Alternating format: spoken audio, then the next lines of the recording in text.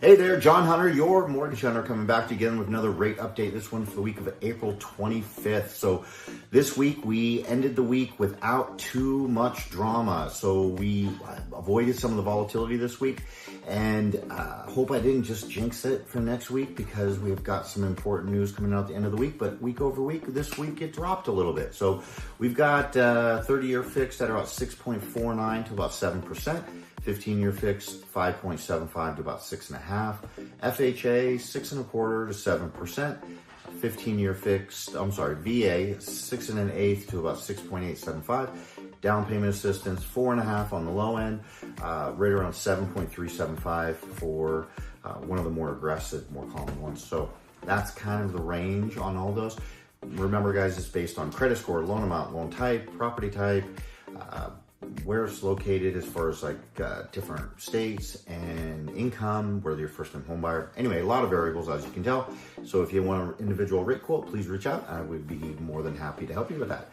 So, as predicted, the rates corrected when the volatility ended. So when the rhetoric stopped from Trump about kicking Powell out as Fed, which he doesn't really have control, he can't really do.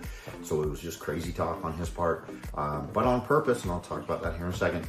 And some of the tariff talk was being walked back a little bit. I think negotiations are well underway behind the scenes. It sounds like that across the board. And I think that stable or lack of rhetoric really created a lot of stability this week. We saw the markets correct quite a bit. The Dow went back up. The bonds are starting to act normal again. So all of it is headed in the right direction. Assuming it continues, which honestly it's not. That's just kind of the rule right now. That's part of Trump's whole art of the deal. He starts out at a crazy position, negotiates from there.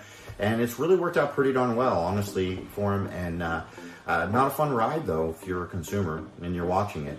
And the market, they just are just like an emotional child. They seem to never be able to put things into perspective, and they don't, at least not in the short term. So they're reacting to it. But next Friday is the big one. We've got the jobs report on Friday, which is right before the Fed meets again. Their decision's due on the May 7th, and I think a lot of leading up to this, there's a lot of pressure on Powell. I mean, look at what Trump just did about kicking him out of office because he's not cutting aggressively. Even though that's not a real possibility, I'm sure it just rattles him along with the markets. I think there's a lot of pressure on the Fed right now to lower rates. And I think that if Trump can negotiate some of the tariffs, negotiate some of those trade agreements and get rid of some of the tariffs and create some stability there is a very good chance the Fed could cut rates, or at least he'd be taking away the excuses. So I believe there's a real push on the administration's part to make that happen. And don't be surprised if that whole comment about Powell being replaced wasn't part of that overall conversation. So who knows what's going on behind the scenes? Maybe in a few years they'll make a movie out of it, right?